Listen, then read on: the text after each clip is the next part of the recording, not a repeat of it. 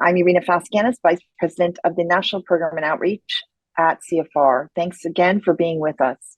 Today's discussion is on the record, and the video and transcript will be available on our website, cfr.org/academic. As always, CFR takes no institutional positions on matters of policy. We're delighted to have Megan O'Sullivan with us to discuss energy security. Dr. O'Sullivan is director of the Belfer Center for Science and International Affairs and the Jeane Kirkpatrick Professor of the Practice of International Affairs at Harvard University's Kennedy School. She's served in multiple senior policymaking roles and has advised national security officials in both Republican and Democratic administrations. Between 2004 and 2007, Dr. O'Sullivan was special assistant to President George W. Bush and was deputy national security advisor for Iraq and Afghanistan during the last 2 years of her tenure. In 2013, she was the vice chair of all party talks in Northern Ireland. And Dr. O'Sullivan is a member of U.S. Secretary of State Anthony Blinken's Foreign Policy Advisory Board, and she serves on the board of directors at CFR. So, Megan, thanks very much for being with us today. I thought we could begin by having you define energy security and how the environment has changed over the years as you have worked on this issue, taught it, and made policy, in fact. Sure. Thank you, Irina, and thanks to you and all of your colleagues for inviting me to do this webinar. And I'm really looking forward to it. I spent a lot of time here at Harvard talking to my students about these issues, and I'm looking forward to talking to an even broader audience of students and professors. And it's interesting. I'm glad to see we have a good group. When I saw the title of energy security, I thought like, oh, well, that's interesting because usually we don't talk just about energy security anymore. We talk about it in a broader context. And so what I thought I would do just in response to your question is to talk a little bit about how I've seen these concepts evolve. And it actually is reflective of the way that I have taught these issues. I've been teaching a class here at Harvard that was originally called Energy and Geopolitics, and it has evolved. That was back in 2007, I think was the first time I taught it, maybe 2008. And over this period of time, it's become probably unrecognizable to my 2008 students. In 2024, I'm teaching it, but it's really much more about the energy transition and geopolitics. So, there's still a very big idea around the whole notion of energy and geopolitics, this whole idea that energy and the international system, kind of the distribution of power, alliances, the impetus for conflict or peace, that all of these things are often wrapped up in energy. And I think we can go through and be happy to talk about many historical examples.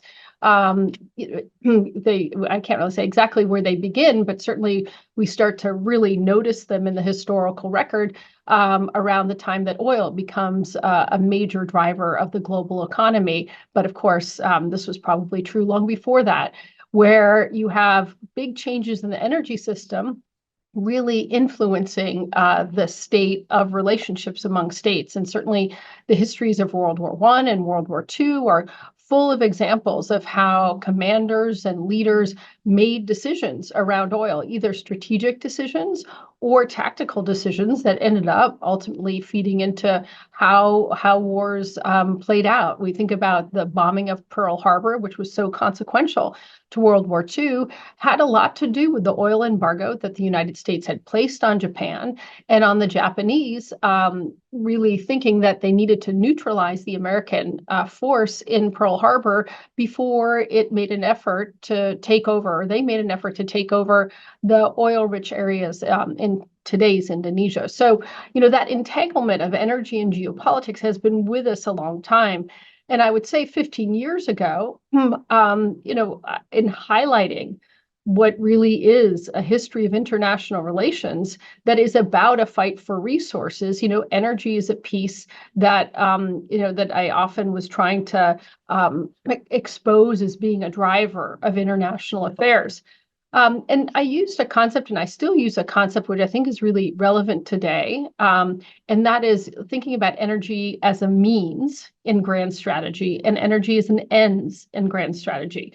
So you think about energy as a means is usually we think about producing countries, producing any form of energy, but maybe oil and gas in particular, if we're looking at the last decades, countries that have this ability to produce large quantities of this energy have used this energy to try to advance non-energy interests. So, the most obvious example, maybe the 1973 embargo of the Arab members of OPEC, using their prowess in the energy field to try to advance political objectives.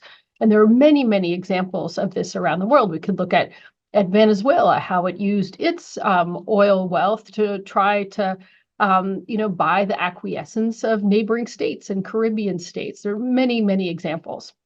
But there's also, another frame to look at it and think about energy as a means of geopolitical ends, which is the flip side of this idea that there are countries, and the United States is probably the best and most obvious example, that have historically used non-energy power, so economic, political, and military power, to try to ensure that they have sufficient energy. Their goal is to have energy, either to acquire the energy resources, if you think about some countries have looked at it that way, or to ensure that they have access to energy resources, which has been traditionally the view of the United States. And so there we get a lot into the Middle East and American strategy vis-a-vis that part of the world where energy was a big part of the end goal.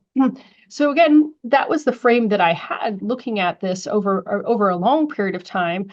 5 years ago, I wrote a book called Windfall, which was really focused on, how when you get a big change in the energy system, you should expect a big change in geopolitics. And that book was specifically looking at the energy revolution that came from the fracking boom in the United States and in some other parts of the world, and just the move of the United States from being a major, draw on global energy resources to a major contributor toward it, and how that changed America's role in the world, how that recreated a global atmosphere that on the whole was more conducive to America's interests and the interests of its allies, and really moved the world into an age of energy abundance. So that, that has been a consistent focus, and energy security obviously fits right in there. I'm now spending more time, a lot more time, maybe all of my kind of intellectual time, or not all of it, a good portion of it, thinking about the energy transition as both an ends and a means of foreign policy. And the energy transition I define really quite broadly. And to me, the energy transition encompasses energy security and climate action. Because the energy transition, some people think, oh, I'm just talking about, substituting solar power for coal. And certainly that's a component of the energy transition. But when I conceptualize the energy transition, I am thinking about the huge societal movement to get to a net zero economy, to decarbonize the global economy. And all of the social, political, and in some cases even military actions that different countries and companies and other actors are taking in their quest to get to net zero. And so while I think it, of course, matters a lot from the perspective of a human, the human race, a planetary matter, it matters if the world gets to net zero. The impact of the effort to get to net zero, regardless of whether that goal is reached, the impact of that has already started to really dramatically transform global politics and the basis of power in the international system. And here, I'm developing this idea, actually working on a foreign affairs article on it with my friend and colleague, Jason Bordoff, about the energy transition as both an ends and a means. But for the purposes of this call, I thought I'd just say a couple more things about the energy transition and geopolitics. And this is also reflected in 3 pieces that Jason Bordoff and I have written for Foreign Affairs over the last 2 years, which talk about the energy transition as a big driver of geopolitics, and the geopolitics a big driver of the energy transition. So that first piece, I think of it as a cycle. And the first piece is how the energy transition is shaping geopolitics. Because again, going back to this idea, this is an enormous change in how we generate, use, transport, store energy. We're remaking the backbone of the global economy, not just switching from coal to solar, remaking the backbone of the global economy. And this has all kinds of implications for the way that our global system is organized in political power and diplomatic power and otherwise. And there's lots of examples of this, and I imagine that much of our conversation will be talking about this. Like, one example is just looking at how China's big investments in clean energy technologies are giving it a claim to geopolitical power. So that's one way where we see the energy transition shaping geopolitics. We could look at the Russian invasion of Ukraine. These are all things I'd love to talk about in greater detail if there's interest. I wouldn't argue that the Russian invasion of Ukraine was about the energy transition. I think it was about a lot of things, but primarily Putin's kind of disillusionment and his fixation on Ukraine. But certainly there are real elements of how the energy transition played into the timing, and even empowered Vladimir Putin in this particular moment. And then we can look at the energy transition as a driver for trade routes and a whole variety of other things, depending on what energy sources end up being dominant. And then finally, I would say there's also this flip side. So we have the energy transition shaping geopolitics, and I think this is something we feel very acutely in the last year and a half, is how the geopolitical environment is actually shaping the energy transition. And again, lots and lots of good examples of this. The most obvious one, I think, is just the relationship between the United States and China. And this relationship, going from one of some elements or dominant elements of cooperation to being the most highly competitive bilateral relationship in the world and the most consequential bilateral relationship in the world. So, looking at how that shift from cooperative to competitive has had an impact on a whole range of things. One of them is definitely the energy transition. And we could talk about a variety of ways in which that has played out. Some of it has been, I would say, detrimental in the sense that some of the international bodies, which are the obvious things to deal with global problems, are hamstrung a bit by an environment of geopolitical competition and great power rivalry. On the other hand, I think the world is adjusting to the fact that this competitive relationship is the one that's infusing, competition into the global environment. And some of our efforts to pursue the energy transition have shifted to be more competitive. And the Inflation Reduction Act that was, partially in the reading people had for today, that's evidence of a competitive approach to the energy transition rather than a cooperative one. There's also, of course, the Russian invasion of Ukraine. That has had an impact. That geopolitical reality has had a big impact on the energy transition, which we could discuss. I think there are strong arguments that it expedited the transition, and also strong arguments that it has impeded the transition. So with that, I think we'll stop there. Hopefully I put enough on the table to define our topic in a fairly broad way. And I'm really looking forward to people's thoughts and insights and any questions they may have. Fantastic. Thank you, Megan. That was terrific. Let's go to all of you. Please click the raise hand icon on your screen to ask a question. On an iPad or tablet, click the more button to access the raise hand feature.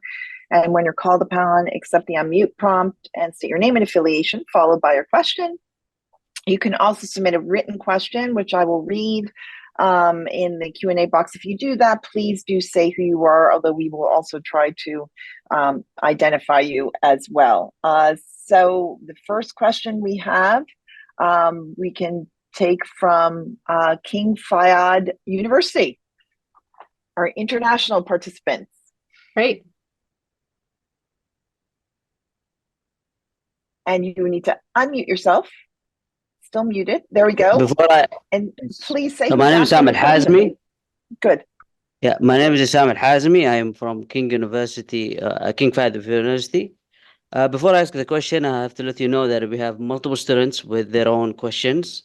So my question is, what are the recent effects of of the energy crisis on the global efforts to move towards clean energy?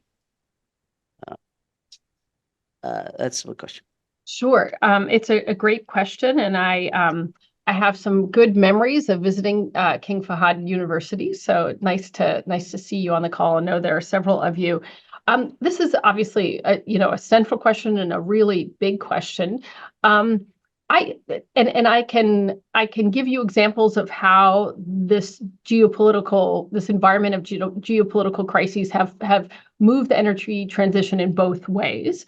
As I mentioned very briefly, I think there's quite a strong argument to say that the crisis with Russia and the war in Ukraine has expedited the drive and the commitment and the ambition of Europeans in particular to try to get to net zero more quickly. So many of the already ambitious European goals have been made even more ambitious because the Europeans now not only have an environmental drive for meeting their their climate goals, but now they have a very, very real kind of national security, economic security argument as well. So there's I think a reasonable debate. Having more ambitious goals doesn't necessarily mean that you meet them, but I think there's a genuine and very authentic desire on the part of the Europeans to move more quickly.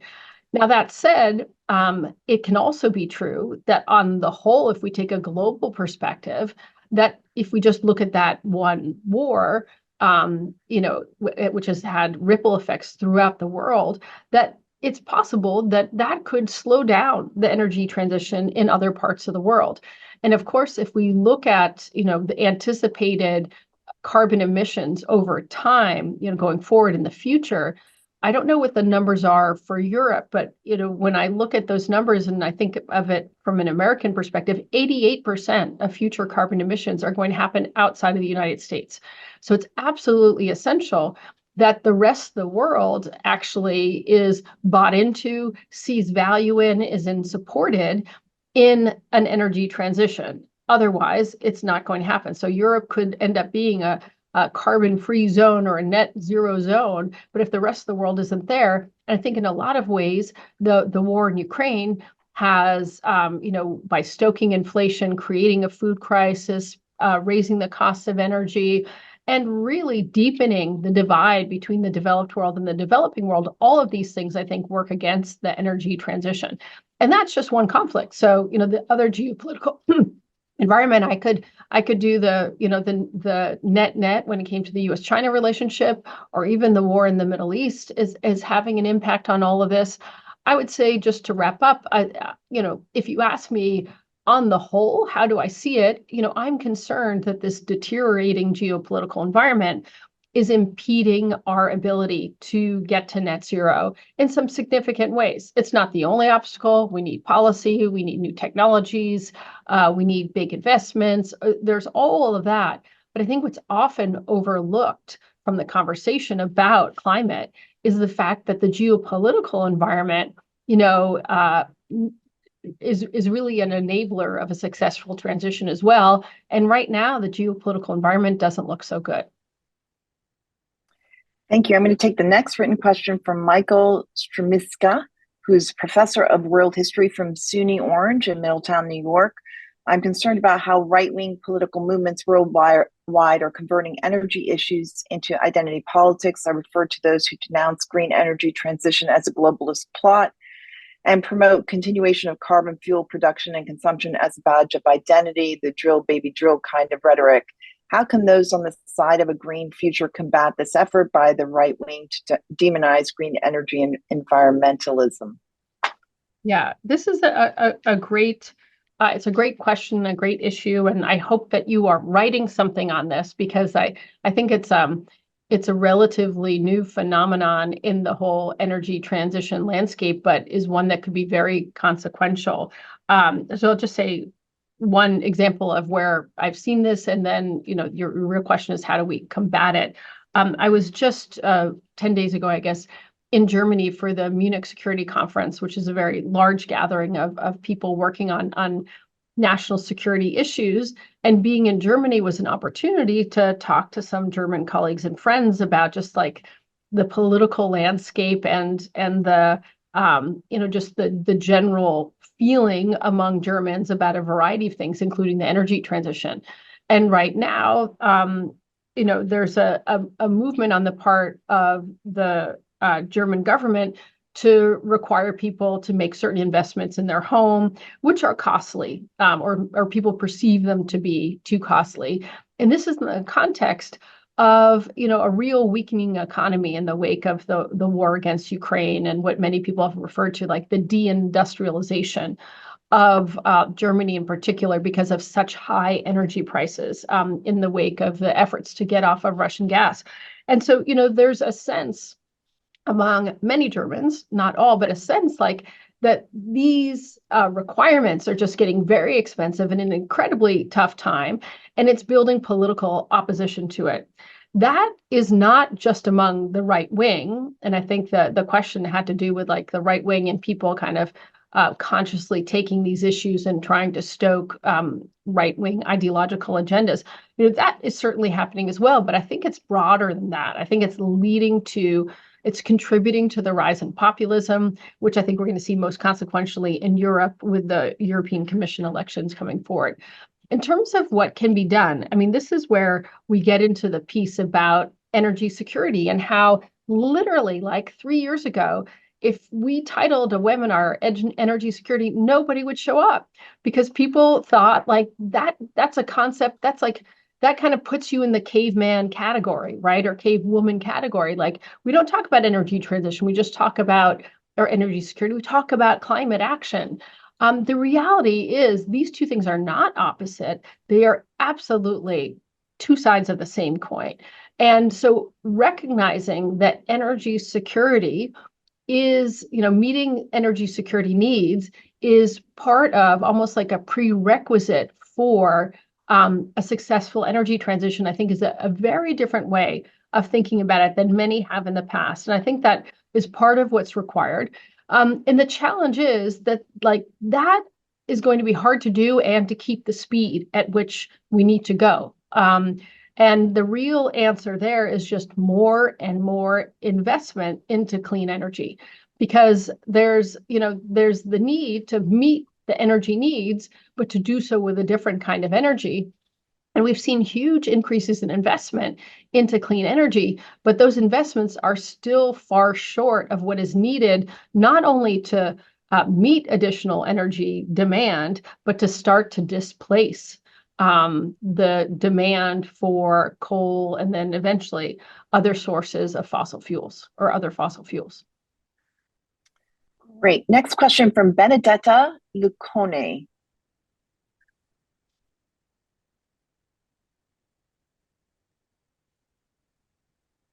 If you can, there you go. And state your affiliation.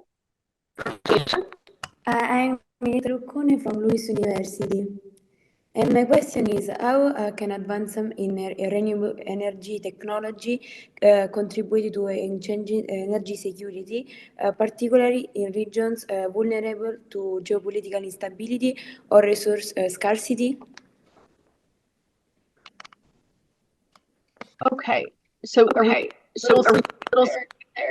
would you maybe for all of us? Yeah, if you could, you're breaking up a little bit, Bernadette. Can you just repeat it again? Yes. So, how can advance in renewable energy technology contribute in changing energy security, particularly in regions vulnerable to geopolitical instability or resource scarcity? Sure. Okay. How can renewable energy contribute to energy security, particularly in vulnerable areas? So I think there's enormous capacity for this to prove true. A couple of things I would say about it. So first, energy security is, in its most traditional definition, it is simply, having adequate supplies of energy to meet one's economic needs and to satisfy certain levels of growth and prosperity and human welfare. Energy underpins almost everything that humans do on the planet. So energy security is having sufficient energy. And in some of these very vulnerable parts of the world that you talk about, one of the biggest constraints, and in many cases, the biggest constraint on growth and human flourishing is the lack of energy. And so to the extent that we can have more energy meeting the energy needs of a wider swath of the globe, that is going to be beneficial. And if that, particularly if that energy is renewable. If it's not renewable, then it brings with it a whole new set of problems related to the climate. But, the basis of your question is how can renewable energy assist in these countries? And I think there's, a very real sense that if the world could meet the energy needs of these populations with renewable sources, that it would be very beneficial. A couple of just nuances here, or smaller points from that very high level point. I would say you mentioned countries that were geopolitically vulnerable, and I think there's probably a lot of different ways to define that. One of the things about renewable energy, it's not true for every form, but if you're thinking about really renewable energy, solar, wind, and a variety of other types of energy, a lot of that energy is produced where it's consumed for the most part. So that has the benefit of diminishing the requirement to be dependent on outsiders in the way that importation of natural gas through big pipelines has been an issue, that just trade and oil flowing through choke points, all of these things. If you're producing the energy where you're consuming it in your own country, then I think it does kind of enhance self-sufficiency and energy security. The downside, I would say, and then I'll stop here, not the downside, but one of the things, or a couple of things that we have to be cognizant of. And one is the fact, this is, I know, known to everybody on this call probably, but renewable energy is still intermittent.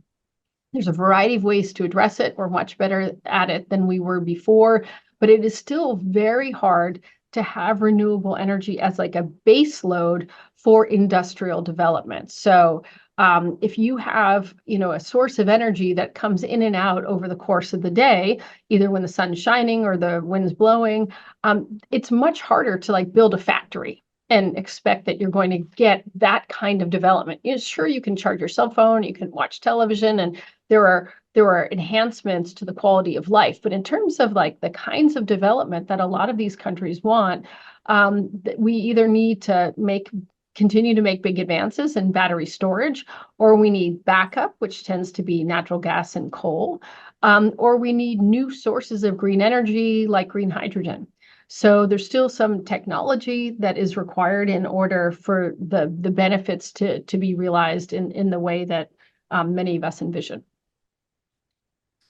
Thank you. I'm going to take the next written question from Genevieve Connell at Fordham IPED. Given that new technologies can be quite expensive to develop and distribute to emerging economies, what political strategies would it take to allow for developing countries to be able to sustain economic growth while adapting to energy transitions? Okay.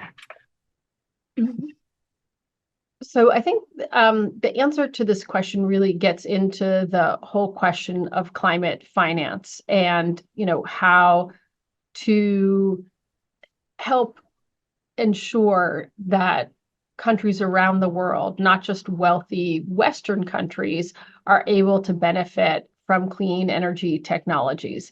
And this, of course, has been an issue that has gotten a lot of attention in recent years. And that attention is almost, I don't know that it's crescendoed because I think it's still building, but it certainly was one of the really big foci of COP28 in Dubai, which I had the privilege of attending. So, really seeing the focus on getting that clean energy finance, not just to different parts of the United States or Europe or even Japan, but how can that money go and flow into countries that are developing? And here, there's, the need is clear. The volume of investment that has to be found and facilitated is enormous. I'd say the last annual numbers we have for clean energy investment globally is about 1.1 trillion. And the sense is that has to grow to about 4 trillion a year to kind of put the world on track, 4 trillion a year per year for decades on track, and that the majority of that needs to go to the developing world. And so when the person with the question mentioned the high cost of these renewable energy, I would say there's been, enormous advantages or not advantages, enormous strides made in bringing down the cost of many of these clean energy technologies. Some of them are cheaper, depending on their location, than certain kinds of fossil fuels. The challenges in many developing countries, there are other things that make it costly to develop these clean energy projects, political risk being one of them. So again, you have money, you want to invest in clean energy, it tends to flow to Europe or the United States rather than to Africa. And there are reasons for that people are trying to figure out how to minimize those risks, how to create new mechanisms of political insurance, how to have blended finance where you have a big loan, part of it is from a government or government public sector entity that kind of de-risks the rest of the loan for the private sector.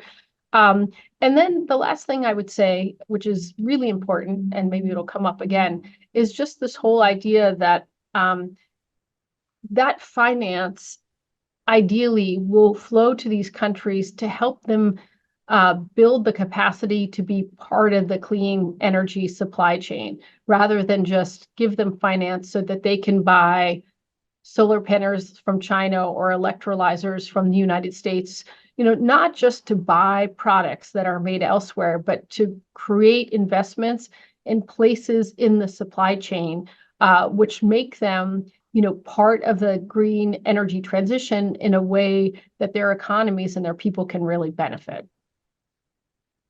Thank you. Next question from Wilson Wameo.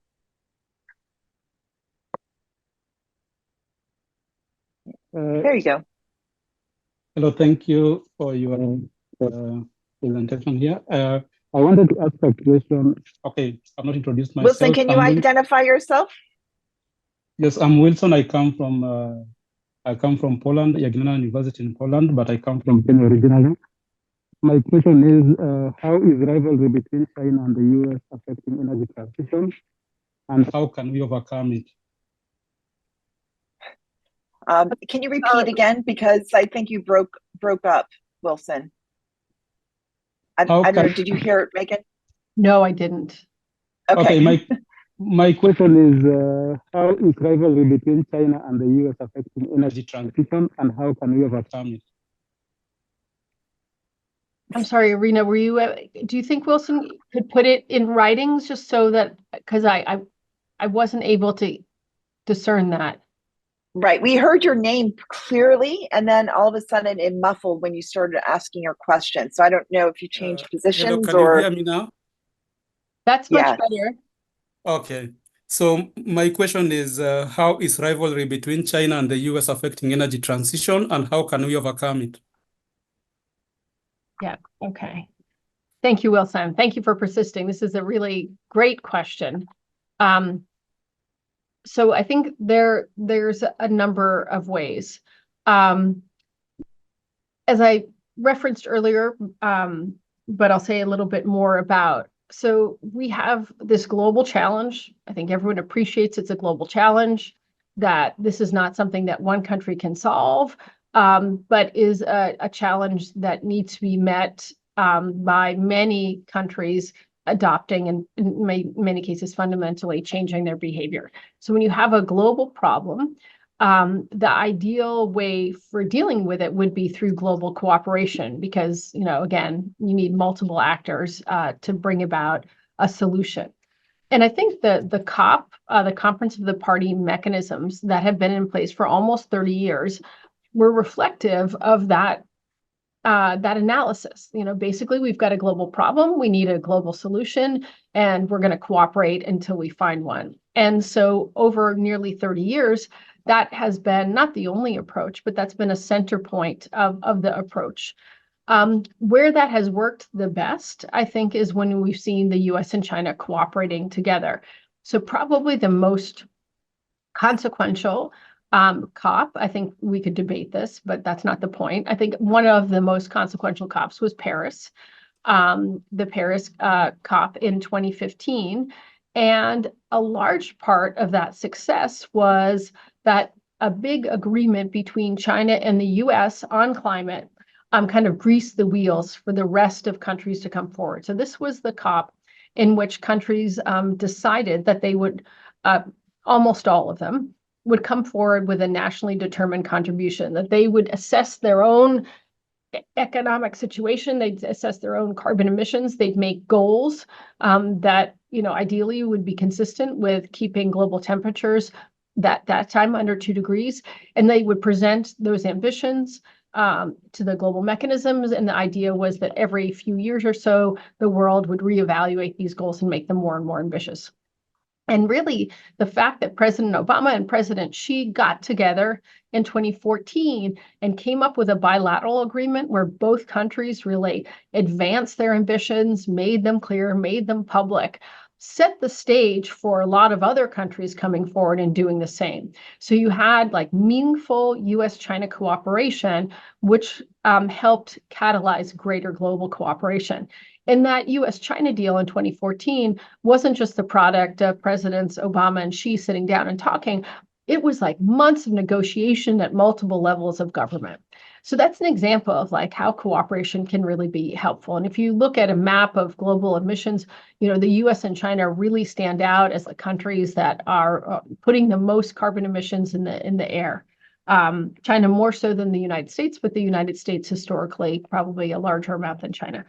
So now that kind of cooperation is hard to imagine. I think our diplomats, you look at Secretary Kerry and others, continue to pursue it, continue to hope that persistent efforts to get climate cooperation between the US and China have continued. And certainly that is a noble pursuit and one that should continue. But the overall relationship is one that is so sour that it's very hard to imagine that both countries are going to put aside all of the issues that they have on completely other issues, non-climate issues, and come up with some kind of joint strategy. In fact, the Biden administration, that was its approach for the first couple of years, was simply saying, we're going to disagree about all these things. We're going to, argue about all these things, but we're going to cooperate on climate because it matters to the whole world.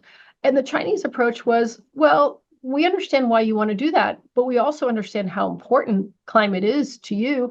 And why would we give you something without getting something in return? And, why would we divorce this issue from the rest of the relationship? So if you want to come to Beijing and talk about climate, we want to talk about Taiwan. So, there was this real block.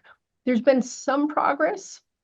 Saw a little bit of a joint statement on methane coming about, some progress over the last year or so. But in general, what has happened is that in the United States, the real impetus for climate action has shifted away from thinking we're going to get these big cooperative mechanisms to competitive approaches like the Inflation Reduction Act, which is this very large piece of American legislation, the biggest action on the part of the United States ever taken in the climate space.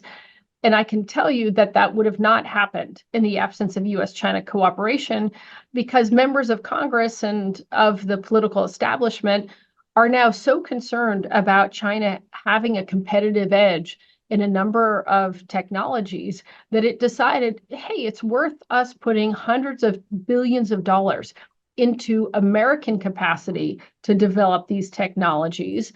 And if China wasn't, if China wasn't on this planet, I don't think we would have at all seen a consensus for such an enormous investment in climate, but really that investment was also in American competitiveness in the face of this very, very competitive bilateral relationship. Thank you. I'm going to go next to a written question by Gavin Rowley, who is the Senior International Business Major at Howard University. Could you talk more about how large multinational corporations play a part in the geopolitical implications of the energy transition? Okay. So large multinational corporations, I mean, that could mean so many different things. So I'll make a general point and then maybe put forward a few examples. I think there's no question that corporations in the private sector are now a big part of what is perceived as the solution. They're also, of course, if you think about corporations as oil and gas companies, they're part of the problem.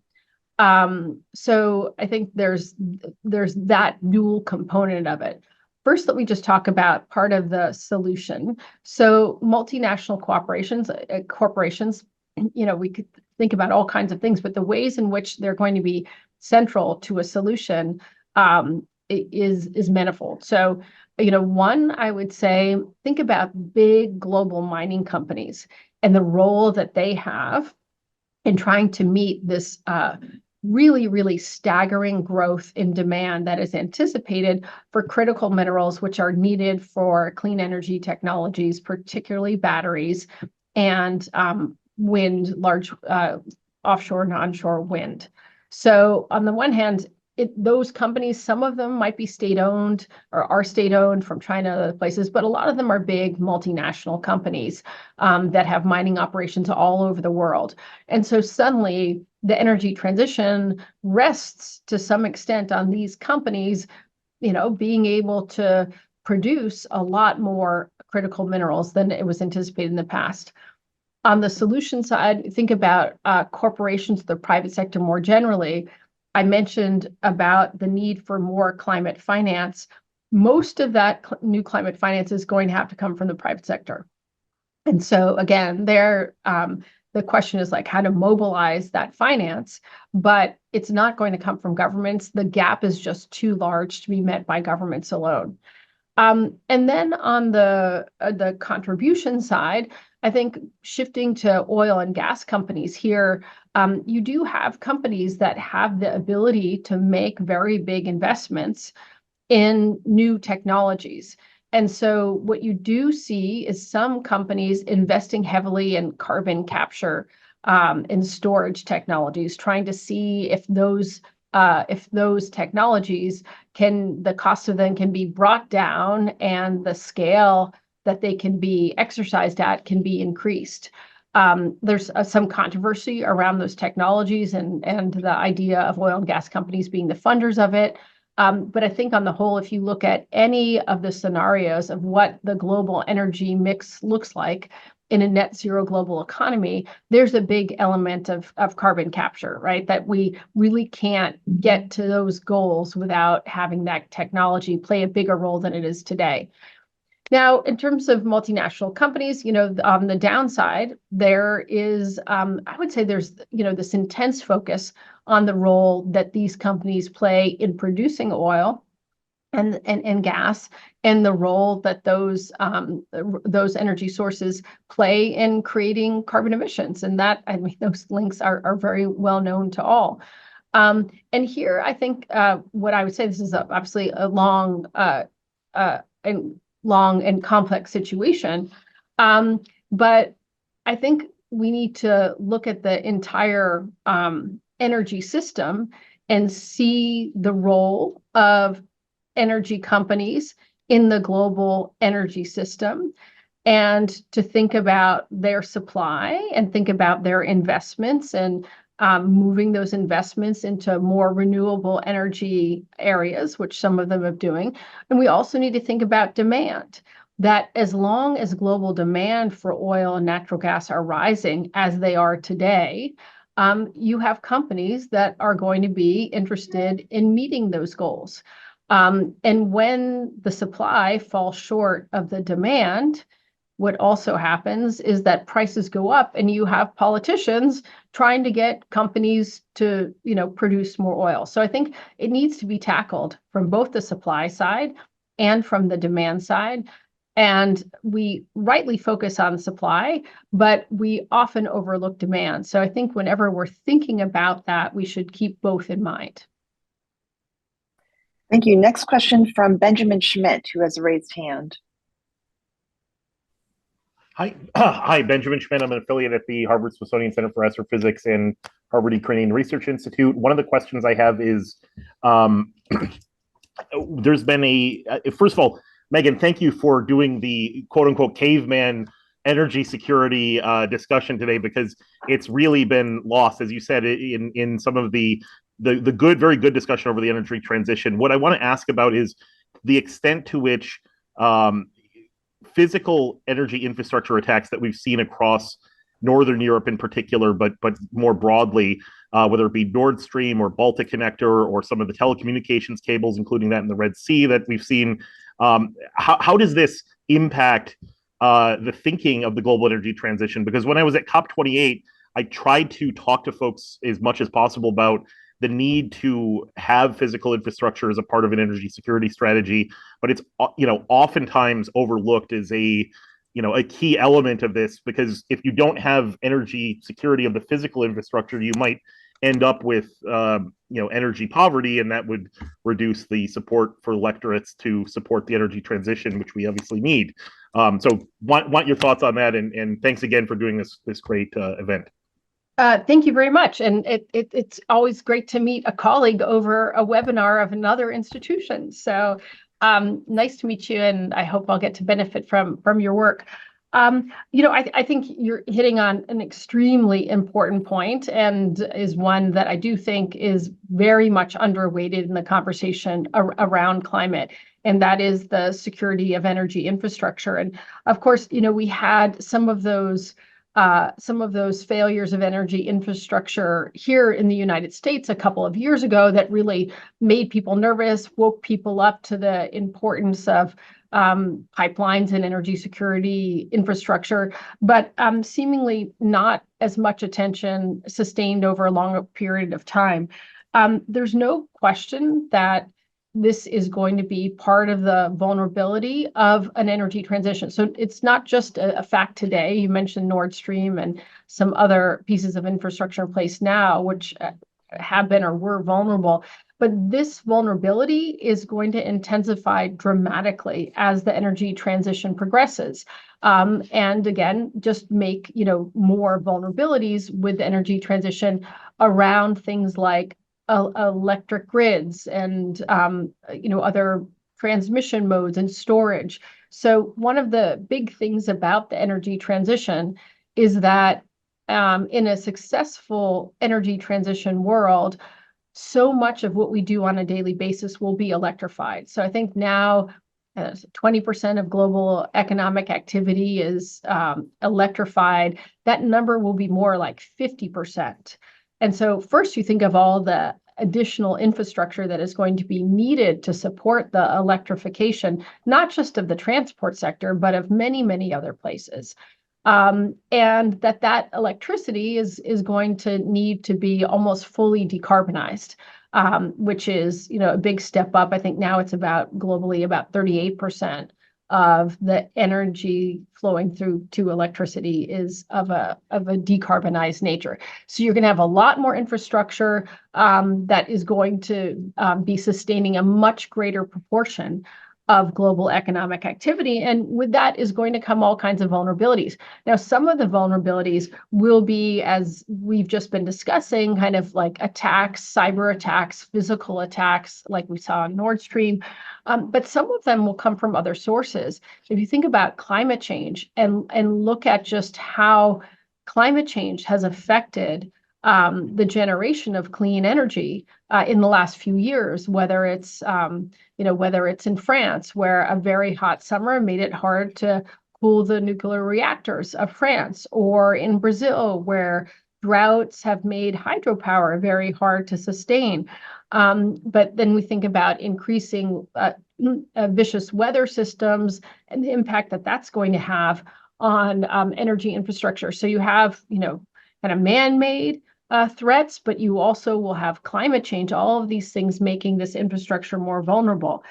And then finally, I just point out, if you look at the government's assessment of kind of like cybersecurity vulnerabilities, one of the areas where I've had friends and colleagues who are in government kind of point out to me, this is public information, but public information that they feel nobody has focused on, is just how concerned the US government is about the Chinese penetration of energy infrastructure in the United States and presumably other parts of the world, which is just a dormant capacity.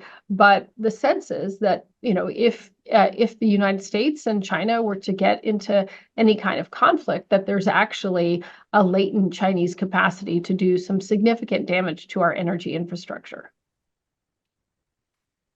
Thank you. Next question from John Francis, who's at the University of Utah. Regardless of the outcome of the war in Ukraine, do you think that lasting impact on Europe will be an increased and sustained commitment to renewable energy?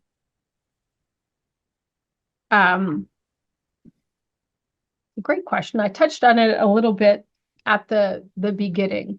Since it's asking for my opinion, I'll give my opinion. And as I said, I think that there are some reasons why this is a good source of debate. In fact, I had this as a debate in my class not too long ago, a few weeks ago. I do think on the whole, if you're just talking about Europe, and I understand the question was directed towards Europe, on the whole, I do think that this is probably going to lead, not probably, I think we're already seeing it, and I believe it will continue, which is this enhanced commitment to energy transition. So keep in mind that Europe was already there. Europe was already the most advanced in terms of reining in its carbon emissions to any other region in the world. So it already had that commitment. And this goes back to the whole caveman question. And it generally was not focusing so much on energy security because it saw Russia as a reliable supplier over the course of decades. And so there was a desire to transition away from natural gas and fossil fuels, but there wasn't seen to be a national security imperative at all.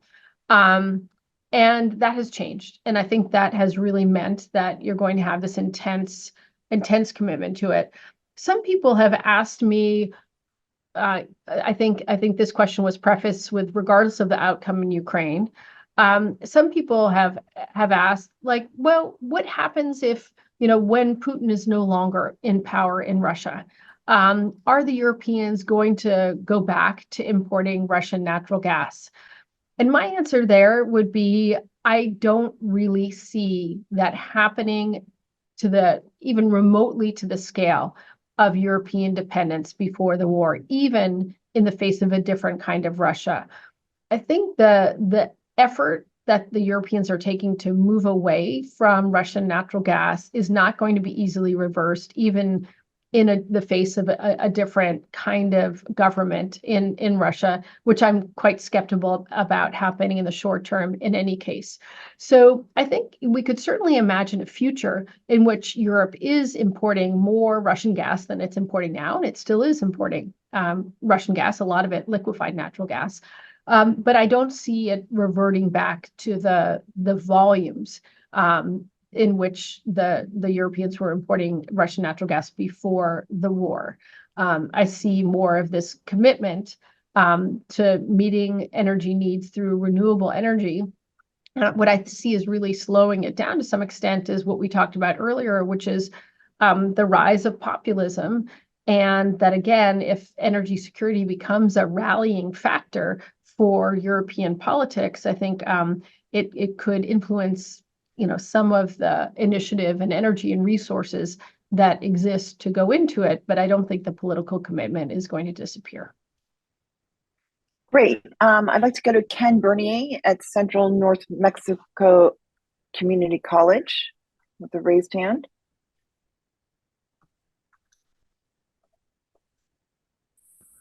Yes, thank you, Irina and Dr. O'Sullivan.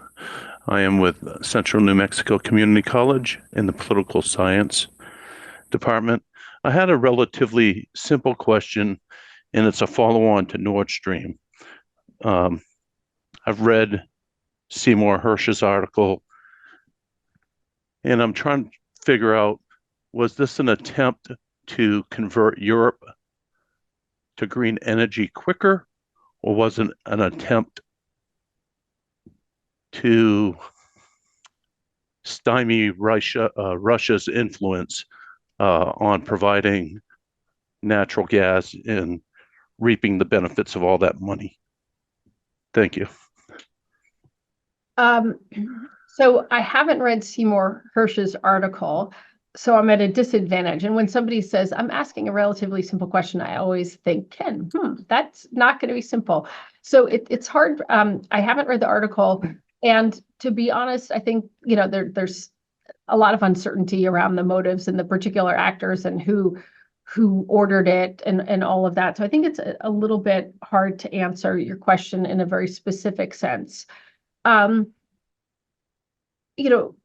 think what was happening, if you look at the graph of how Europe was getting off of Russian energy before the explosions in the Nord Stream pipelines, it was moving pretty rapidly away from Russian natural gas. And the flows through the Nord Stream pipelines had diminished greatly, but, were still substantial in some way. I suppose, again, I could speculate on the motives of potentially various actors, but I think that the trend line away from Russian energy was very, very clear. And if we keep in mind, and we kind of go back to the IEA had this report that came out, I think it came out in March 2022, and it basically was an assessment. This is the International Energy Agency in Paris. It had this assessment of what does Europe need to do to get off of Russian energy, by the end of the year. I think that was their time frame. And, they had 10 steps, and these were really hard steps. They had to do with curbing European demand for Russian energy or energy generally, had to do with diversifying supply, had to do with reigniting politically controversial nuclear power plants, had to do with building new LNG capacity, all of these things to get away from Russian natural gas. And, I looked at that plan and I thought, well, that's great. It's good that there's a path forward, but I was deeply skeptical that it would be able to be achieved. And I think for the most part, the Europeans outperformed even their own expectations. And I think that would have happened regardless of whether that pipeline had been destroyed or not. So I don't know that particular act had a fundamental effect on the direction of Europe weaning itself away from Russian gas. So thank you, Megan. I'm going to there are lots of written questions and raised hands, and I'm sorry that we can't get to them all, but I want to take the opportunity. If you could just give us a little bit, we have professors and students on the call. You've worked in the government. You're now heading up the Belfer Center, and just talk a little bit about your career choices and encouraging students, what you would like to say to students and professors who are, teaching students, what you would like to leave with them about career opportunities. Sure. So I'm first of all, I've really enjoyed speaking with you all and wish we had more time to go through your questions and hear from you. I've been at Harvard now for about 16 years. And before that, as Irina mentioned when she was introducing me, I served in the US government and I served at the State Department and I served at the Pentagon and overseas and most of my time at the White House. And I sort of feel like there are different stages in life and different delights out of different career paths. And I think that many of the professors on this call will share with me the real sense of privilege to be able to teach young people and inspire young people and to learn from young people. It's a great thing to be in an environment that is filled with people with lots of energy to change the world. But being in government was like a certain kind of extraordinary privilege as well. And in many respects, the ability to combine both of those things, I feel has been a true professional gift, but one that many people are able to create because there's a real synthesis between thinking deeply about things and then deciding that you're going to take the deep thought that you have had the opportunity to indulge in and try to turn it into action. And to me, that's just been one of the greatest satisfactions of my career, is to have an idea and work with others in a government setting to try to put it into action. Of course, there are other settings where you can put ideas into action, the private sector, the world of philanthropy. There's lots of places to do that. In government, the beauty and challenge of it is, one, you can never do it on your own. So that's inherently a collaborative effort. And two, the government can be very hard to maneuver, very hard to get an aircraft carrier to shift course, but when it does, it's so powerful and your impact is magnified. So I would say that if you're interested in public service, it is still a very noble career, and it is one that I think you'll find enlists like every part of you. You've got to be smart, but you also have to know how to cajole people and convince people. You have to be persuasive. You have to have a certain amount of stamina. You have to be able to look at the long term, but also not lose track of the details. So if you like to challenge yourself, and you like to wake up and never ask yourself the question, what am I doing? Then I definitely would consider a career in public service. Thank you very much, Megan. That was terrific. Again, Megan O'Sullivan, if you haven't read her book, Windfall, you should, as well as go back to those articles that she mentioned, co-authoring with Jason Bordoff in Foreign Affairs. We have already obviously shared at least one with you, but you should go back and look at those. And thank you for serving on our board. We look forward to seeing how you're shaping the Belfer Center as the new leader of it. To all of you, thank you for your questions and written questions. I'm sorry we could not get to you. We will just have to have another webinar on this topic. The next one will be on March 6th, Wednesday, March 6th at 1 p.m. with David Sheffer, who is a senior fellow at CFR, and he'll talk about complex humanitarian emergencies. In the meantime, I encourage you to learn about CFR paid internships for students and fellowships for professors at cfr.org/careers.